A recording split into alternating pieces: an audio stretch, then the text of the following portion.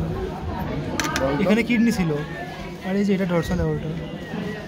Kidney থেকে বের হয়ে গেছে। হ্যাঁ এই যে টান মারতে ছিঁড়ে যায়, বুঝিস না? এই যে একদম পাতলা পাতলা। হ্যাঁ,